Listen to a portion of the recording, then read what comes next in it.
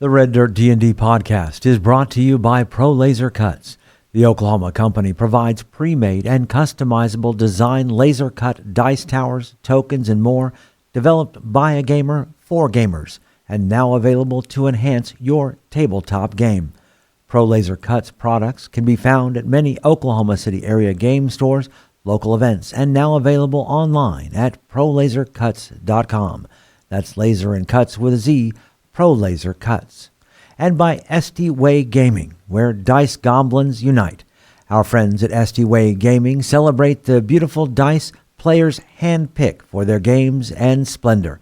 SD Way Gaming has expanded to include many tabletop gaming varieties, accessories, and similar fun necessities to include a service for your dice addiction. You can shop for a variety of products at sdwaygaming.com or find SD Way Gaming on Facebook.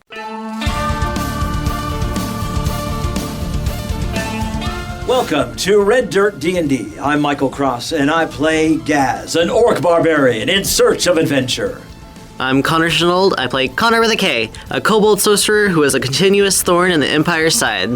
I'm Johnny Payne, and I play the half-elf roguish warlock Xonimus who's going to take back everything he's ever lost. I'm Kiri Hester, and I play Poppy Tealeaf, a halfling druid who is determined to protect the frontier from the might of the Empire.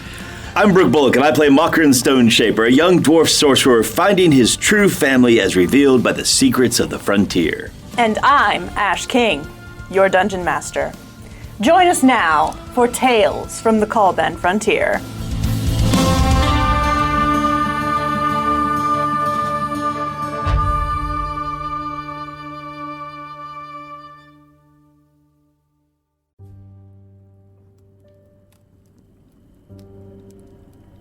Night in the Callband Frontier. Along the shore of the Lake of Tears, the evening air is cool and sweet. Above you, of the 3 moons of the Callband, only Dusk's moon shines. Strom has set his camp up, his massive tent, very easy to allow him space to rest, allow space for you all to rest. He's established, a campfire over which he's roasting what seems to be wild pig. So he kind of has, the comforts of home taken care of for himself as well as the rest of you all. So it gives you a chance to truly rest and recoup and wait for the morning when hopefully things will be more clear. So, what are you all up to? Gaz is immediately going to go and collapse by the fire and just fall asleep.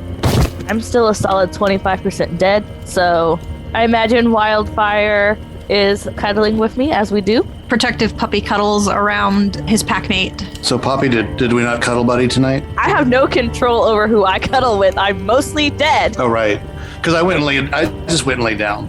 Yeah, you have to come cuddle with me. Yeah. Well, I'm nearby then. Okay. Mokrin, at some point, would like to kind of find Konnor off to the side, and in essence, you can tell, Mokrin's in one of his talkative moods again. Yeah, Konnor's not going to sleep just yet, still gonna stay awake a little bit longer, and then when he sees Mokrin coming up to him, he's like, ugh, what a day, right? Yeah, I'm just wondering about some things Xonimus said. Like, can you imagine if suddenly the gift we had was just, gone? Like, if you went to touch the weave and then it was just, trying to grab smoke, or like a dream when you first wake up in the morning and sometimes you can't remember everything. You can't quite get to it. As you mentioned of, not being able to, feel that innate magic, Konnor kind of gives a shudder. Now, it's just such an integral part of who I am. I can't imagine ever giving that up. Right. I mean, it's like the ground underneath your feet are breathing. Yeah. I know warlocking is different because it's like a conversation, but it's different than what Poppy has. It's different than what Gideon had, where they was talking to the great makers. We're all different in our own way, but you see how messed up he is over it. It's still affecting him to some capacity of not having that anymore. Yeah. You think? And Mokrin pauses, and you can tell he's measuring the words he's going to say next. You think Sneaky Coyote's really the way Xonimus was talking about there? You think he's playing both sides? Is wily power coming from Sneaky Coyote? I don't know much about him. Konnor kind of pauses to think and then eventually kind of gives a shrug. Well, I know about the gods and stuff like that, but they've never been like my biggest priority in my knowledge. I'm a kobold, my thing is dragons, you know? So there's only one like quote unquote evil god, right? And that's not Sneaky Coyote. Right. There's a long pause and then Makrin says, which one is the evil one you think? I don't know much, but it's like the Storm Lord or something. I don't remember. Yeah, he wants to undo everything that the princess has forged. Yeah, and then what the other gods want. And that's kind of why they're against him, I think, or something. But like Sneaky Coyote's kind of on that other side with the other gods. I don't know where Xonimus is coming from. Right. I got something else I want to talk to you about real quick, if you don't mind. And I go to my backpack and have it there in between my feet, and I pull out that old tattered patchwork journal that he has. I've been doodling some things that have been, you know how it is whenever you're learning to open something new in the weave, and sometimes you get, I guess, visions is kind of the word when it comes to me, but I've been seeing this. And he opens up his journal and he shows you a thing that you may or may not be able to help him decipher. Like, you see that iconography right there?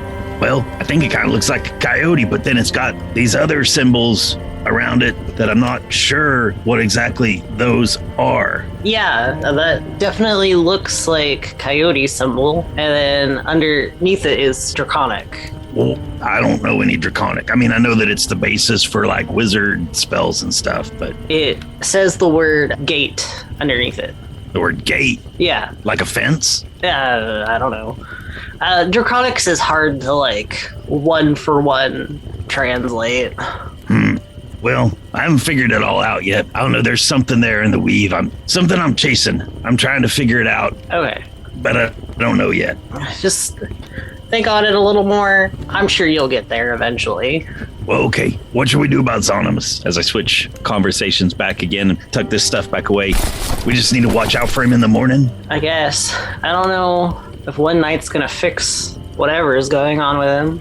Might be we leave him here with Strom and go back into the thing ourselves. Yeah, that's not a bad idea. You don't want to take a fractured weapon into battle. Yeah, I mean, I'm sure we could rely on him, but at the same time, he was stumbling all over the place earlier. Yep.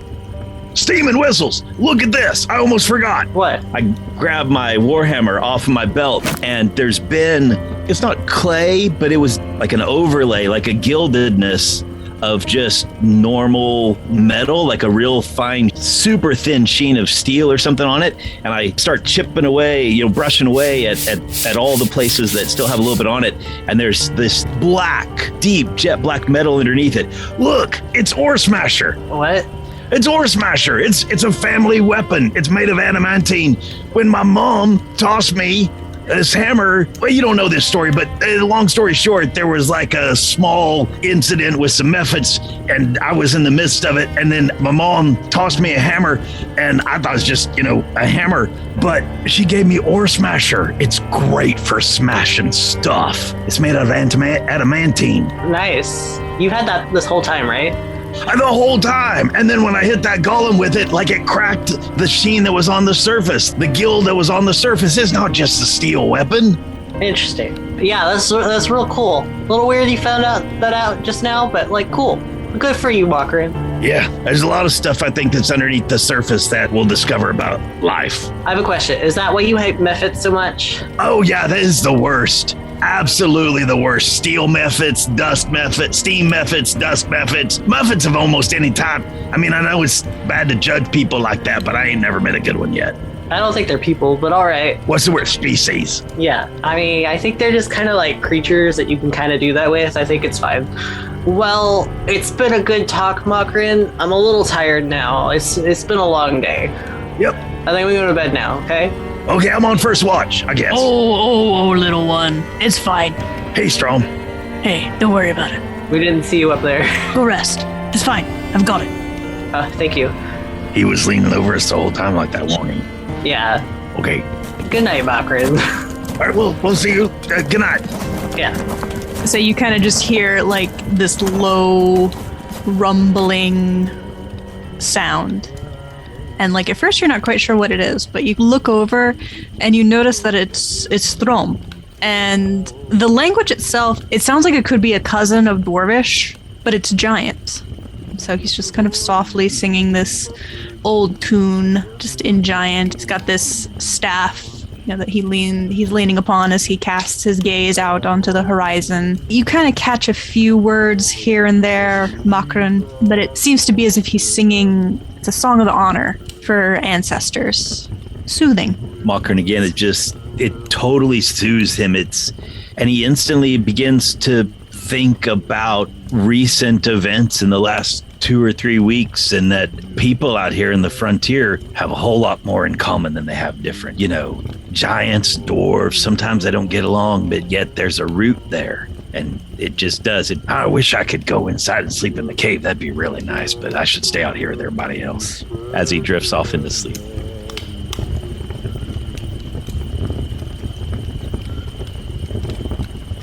So things around the camp quiet down. The night still calm, but after a while, Xonimus, there's something eating at you, keeping you from really falling asleep. And it's one of those things, you kind of lay there, with your eyes closed for a little bit, wiggle down in your bedroll, trying to get a little more comfortable, and that's not working. And you turn over to the other side, wiggle down again for a little bit. No, something's just not right. Eventually, you sit up, open your eyes, kind of look around the camp, and you see the sleeping forms of your friends, Gaz, Makran, Konnor, Poppy. But as you cast your gaze around the camp and you look up to the shore, there's someone else standing there at the water's edge. A female figure. Long, dark robes, bare feet, standing, allowing the water to lap at her. She's waiting. Look around. It doesn't seem like anyone else notices her. Get up. The coat I was using as a blanket, just carry in my hand. Not really make my way through the camp where everyone's sleeping, but kind of go around the edge, make my way down to the water, stop a little bit. Is her back to me? Yes. I'll stop a little bit behind her, throw my coat on. In a brief moment when I put my coat on, I do stop and think to myself, I understand why it was a little bit harder to sneak around, and I understand this empty feeling I have inside, but why did I spill my cards all over the cavern floor? I'll walk up, for some reason just trusting this figure, and walk up beside her, taking the view. She stands there with you, comfortable in the silence. After a few moments, her head slightly inclines towards you. There are few who give up the gifts that my brother would give. Most fascinating. I've heard your voice before. I'm going to turn and look behind me. What are the people at the camp doing? They're all asleep. I'll look back at her. Your brother? We speak of him as our brother. There is no true blood relation there. It's more of a title of honor. Our brother. I know who you're talking about. That was your voice I heard when I met him. You've come to the threshold of my domain more than once, Xonimus Dinar. Yet we have never formally met. No. So why am I here now? Somehow, you always manage to escape me. I find it intriguing. Maybe I'm not done yet. That could be the case. You seem to be one of those souls who would refuse to rest until all his work is done. I encountered one such soul in close proximity to yours not too long ago. He finally did decide to rest. Gideon. Does it pain you, should I speak of him? No, it does not. He led me a merry chase. I feel you will do the same. Kind of chuckle at that. Get away with it as long as I can. Such is the desire of all. So your brother led me astray. Did he? He told me that he would help me and then asked something from me. And then he was pretty much done with me once I agreed to do his bidding. He is a major part of the reason that Gideon rests with you now, Lady Dusk. Fascinating. This is not a secret that I was aware of, and I keep all secrets. You still haven't answered my question. Why are we even talking? I told you, you're fascinating. If my erstwhile brother had not made you an offer, I am prepared to do so. You know, I made a major sacrifice in my life years ago, and it seems like ever since then, someone else has been making offers and making choices for me. I never really got to walk my own path. What do you got? Well, I don't plan to exact a price. That's not my nature. It's not my way. For I receive it all in the end. I suppose you do. But while you linger, I am prepared to offer you similar power to your late friend. I am not as strict as my sister. She requires much more of her champions than I do. I have so few. You know, my friend, as you call him, he told me some of his story. He had had a lot of bad things happen to him, and he chose a path with your sister that was one of justice, which I don't think I would have it in me to see that path being anything in my future. Daga requires justice. I, on the other hand, require nothing that you do not have to give. Should you wish to walk darker paths, that is a secret between the two of us. I have spoken with many who seek out vengeance, for good or ill. He tenses up everything in his body at the sound of vengeance, shakes his head. Vengeance. You know, Gideon wasn't wrong in his path, or any of the oaths he took, but I never understood how the way of light get us where we needed to be. Darker path, you say? Yes. I do not judge. I do not question. I simply offer to give you what you need. And all you're asking for as return is what you're going to end up getting in the end anyway. Add me to your collection. One way or another. Your brother had a stake in this game. He's Wily. Wily's now raising the empire from the past. You have no stake in any of that? The only interest and stake that I have is to ensure that the dead stay dead. I'll make sure you have an ample supply then. Good. You say you have to fight fire with fire. I watched many crops saved that way in my youth.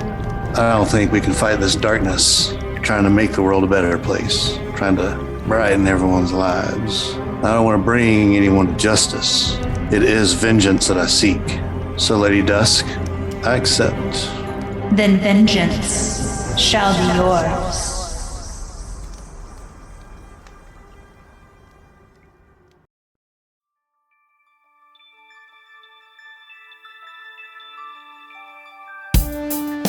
Greetings and salutations, my friends. I'm Michael Cross. So great to have a moment to talk with you during this mid-show break. First off, I want to invite you all to join us as Patreon members. The money we raise helps us pay for things like music and sound effects you hear on the show, as well as money to go to events and make new fans. When you become a Patreon member, you get our episodes 4 days early, bonus content, access to our Discord server, and full versions of our roundtable discussions. You'll be joining other fans like Scott Wise, Don Mills, Heath Mormon, and the Lady Kate. So join us right now at patreon.com/reddirtdnd. Another way to support us is by getting your very own Red Dirt merchandise. You can find things like hats, hoodies, mugs, and t-shirts. Just click on the merch tab at reddirtdnd.com or reddirtrpg.com. Since 2020, the Red Dirt D&D podcast has been close to another Oklahoma actual play Dungeons & Dragons podcast, D20 to Curtain. And me personally, I've had a chance to work on stage with some of the actors on the show.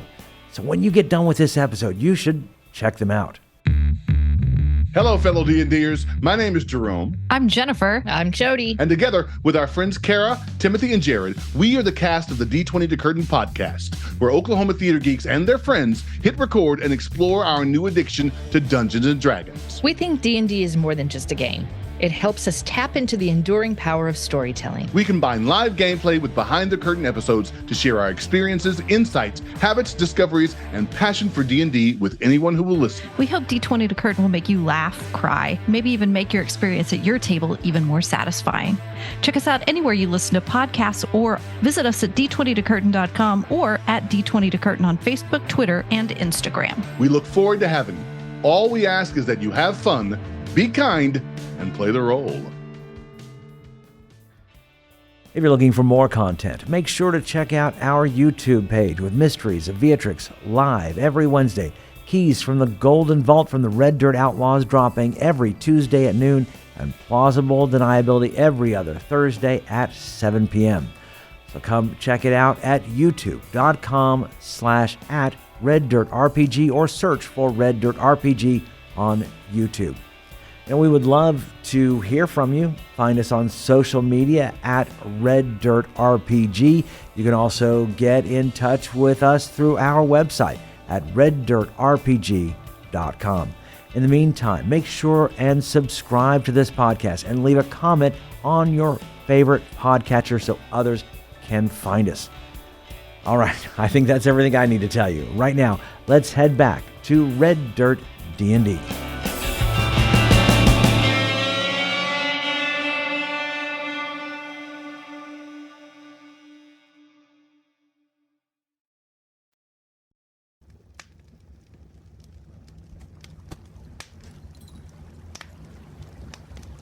Midnight, on the shores of the Lake of Tears. Xonimus, you have met Lady Dusk, goddess of the night, goddess of secrets, goddess of death. You have sworn yourself to her as a champion so that she will allow you to seek out the vengeance you so desire against the one who has wronged you. She steps forward to you, gently, ever so gently. Her hands cup your cheeks, run across your chin. You feel different, as if the years of struggle, the years of being held back, it all solidifies somehow into something greater, something worthier, something stronger. It's a cool balm, gentle night air tugging at your clothes. After a few moments, she steps back, whips off of her shoulders one of the shawls that she wears, and quickly wraps it around your own, smoothing the fabric along your shoulders. Take this as a sign you worked for me. Go now. Rest. In the morning, you will find yourself refreshed. And she turns from you. My lady, I don't expect her to turn back around. I feel like I'm where I should have been. Had certain decisions not been made many, many years ago. Back home with my family, I'm close to where I think I would be. And I will work for you, and I will be your champion. But know that my oath is not to you. It is to vengeance. And I will turn my back. She says no more, but you get that aura of understanding. She knows. Yeah. This is probably not the first time that she's met someone in your particular sort of situation, but you return to your bedroll. I do. And you finally find some rest. The shawl that she has given you, it's a robe of stars. So this is a wondrous item, very rare. It will require your attunements. This black or dark blue robe is embroidered with small white or silver stars. You gain a +1 bonus to saving throws while you wear it. 6 stars located on the robe's upper front portion are particularly large. While wearing this robe, you can use an action to pull off one of the stars and use it to cast Magic Missile as a 5th level spell.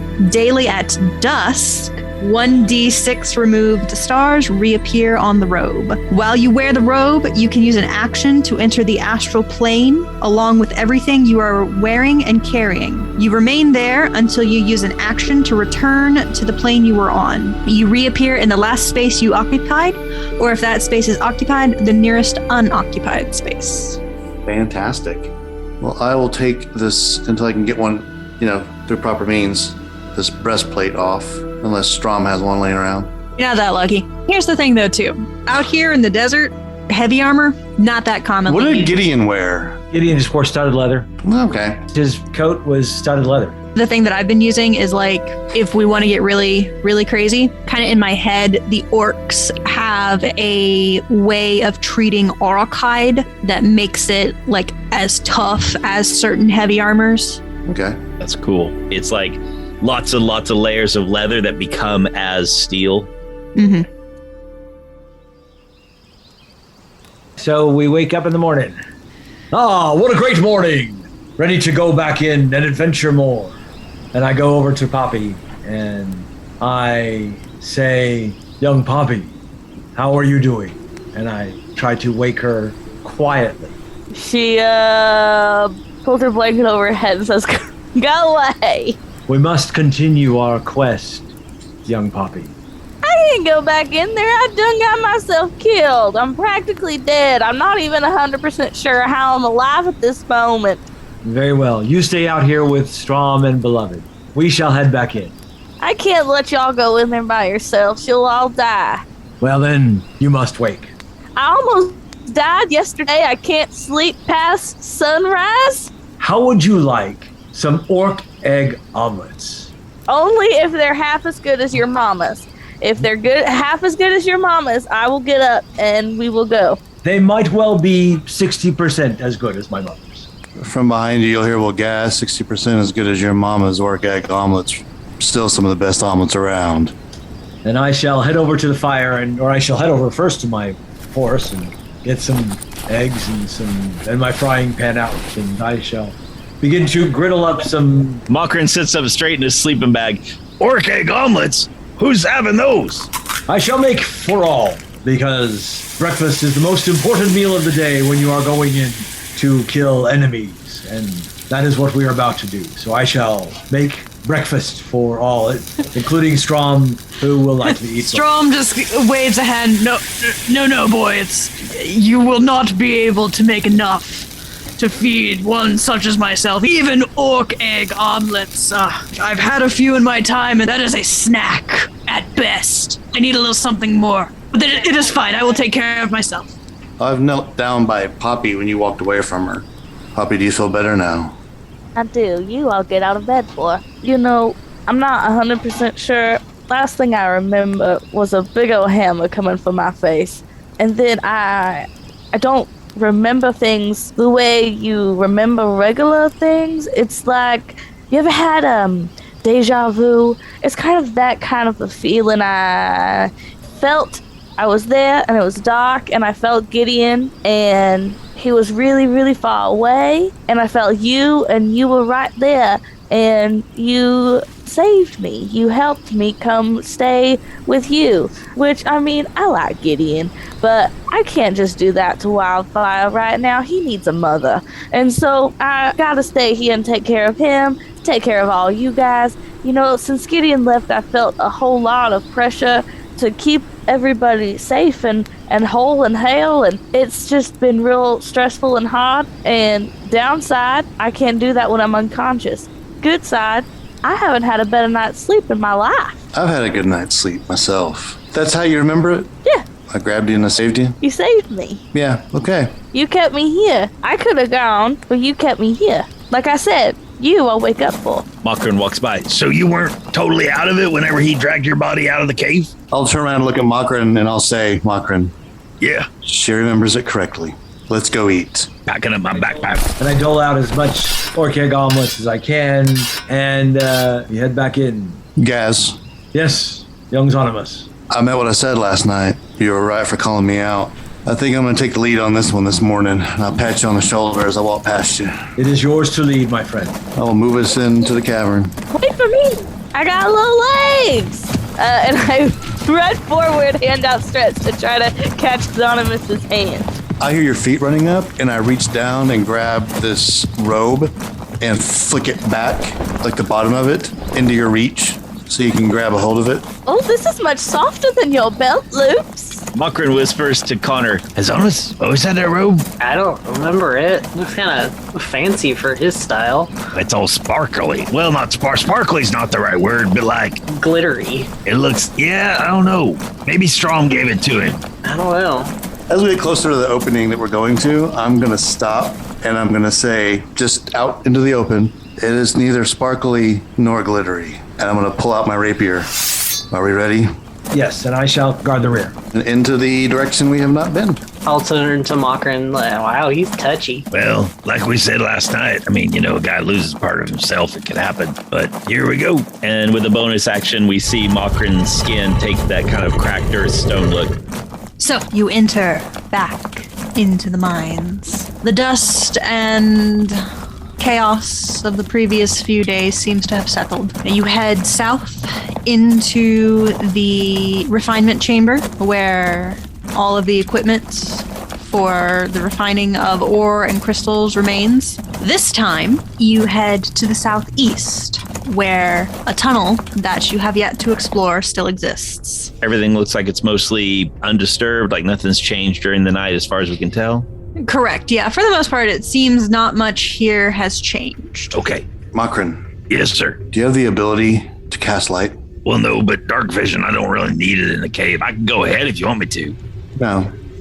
Give me a stick. I'll grab a torch out of my tech, and I can druidcraft use a little fire. What I see as I walk in, Give me a perception check. it's 19 on the die. 19, okay.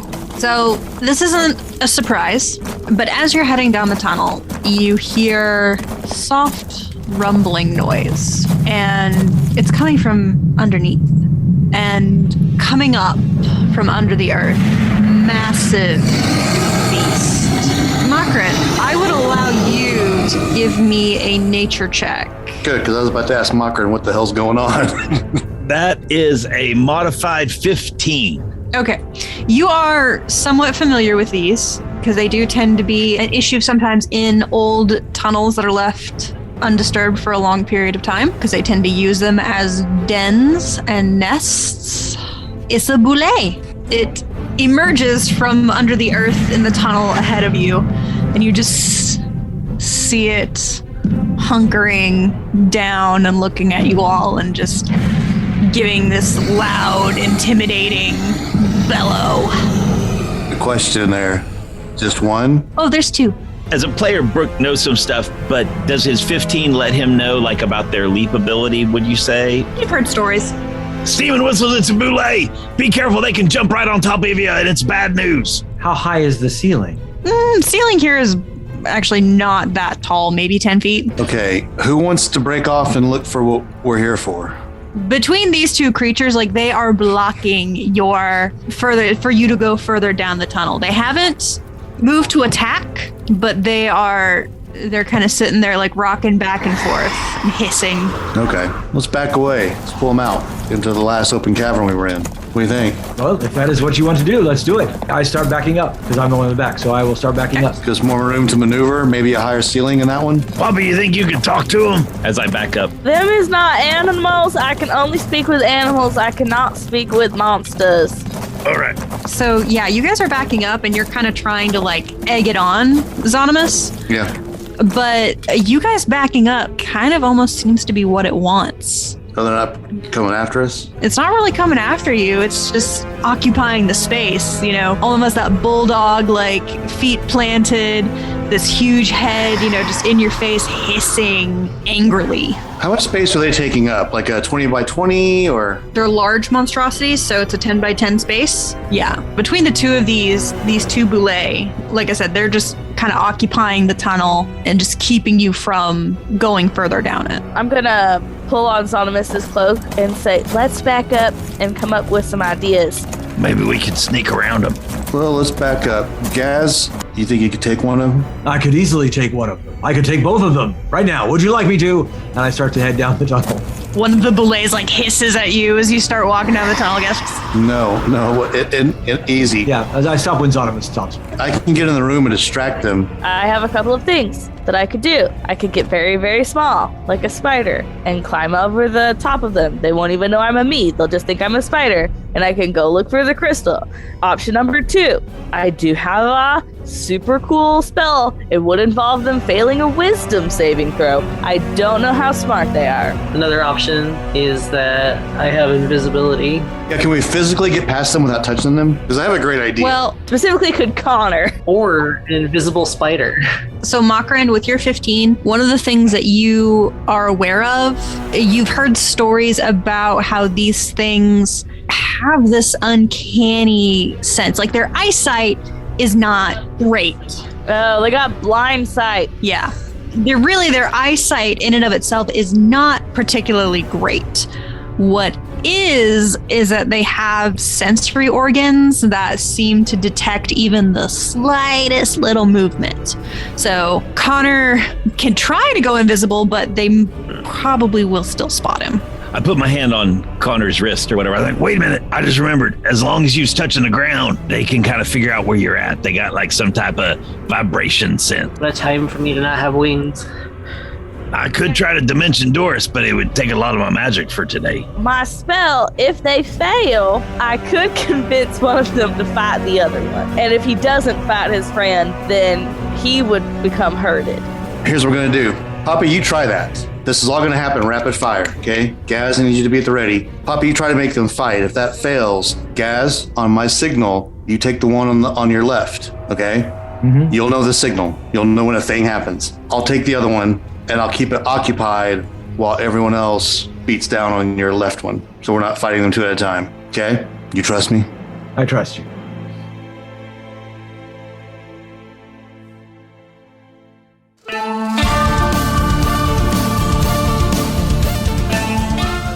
Red Dirt D&D Tales from the Caliban Frontier as Ash King as our Dungeon Master, Brooke Bullock as Makran Stoneshaper, Johnny Payne as Xonimus Dinar, Kiri Hester as Poppy Tealeaf, Connor Shenold as Konnor the Kobold, and I'm Michael Cross as Gaz.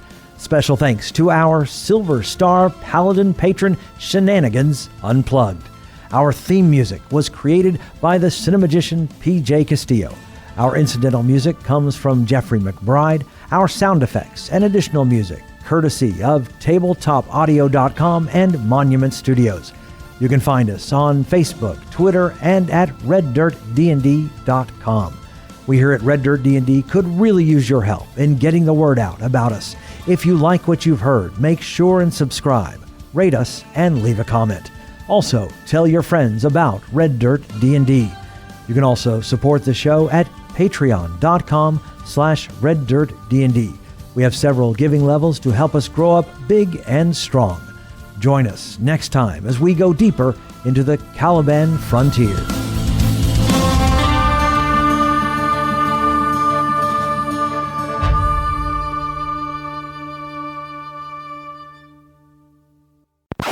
I'm still a solid 25% dead, so Only mostly dead. we're going to continue to do that. Then vengeance shall be yours. Wow. I'll get myself off mute so I can react to that. That's awesome. An Oath of Vengeance Paladin, is that where this is implying? Secrets. Ah! Makran. Our champion of light and our champion of dark. I realized Gideon is an angel, like in game, but also like God sends him on a mission of valor. Yeah. He is a valorous battle angel. Oh, we got to talk about that in a round table. That's awesome. Go ahead. Yeah. And Xonimus is obviously a demon. It's more like, I like to quote the movie Michael. I'm not that kind of angel. Are you a 9th level paladin, or are you only replacing the warlock levels? We were going full blown. That's why the cards didn't work, because that was a rogue thing. I looked around for a place to sneak as my end of turn bonus action and was like, fuck, I don't know. Everything's just been drawn. It's like the minute he said, bye, Xonimus, she put her hooks in. I'm kind of jealous that you're a 9th level paladin. I could have been a 9th level paladin. It's a robe of stars. You want to know what it does? Yeah. I'm glad I was on mute, because when we got a folding boat and Michael went, oh, I've always wanted to, oh my God, a robe of stars. Like, that's mine. I'm like, holy smokes. Or if that space is occupied, the nearest unoccupied space. So freaking cool. Wake up in the morning, mail call, magic robe for Xonimus. Candygram for Mongo. Candygram for Mongo. Just walks right past the mysterious robed figure. Mokrin misses his wisdom save and attacks the robed figure.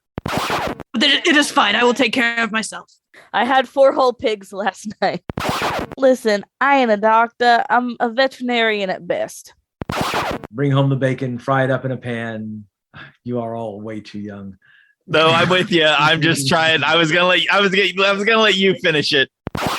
Did Xonimus bedazzle his cloak? I imagine it looks kind of like the wizard in Fantasia. Seems not much here has changed. Okay. Enemies didn't reset while we were sleeping.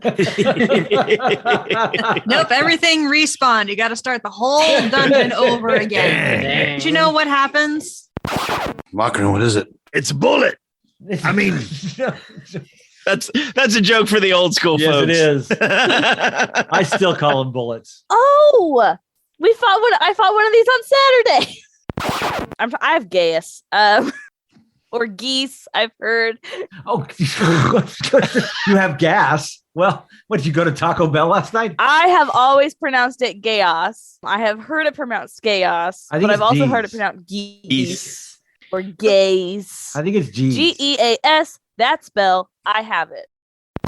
Michael, real quick before we roll back around to the golems, I am like about my eyeballs are floating. Yeah. So give me like 2 seconds. Oh, I need some more water. This is great. And I should go to the bathroom. So Recording stopped. Go when you have a chance, everybody. Woohoo! Right.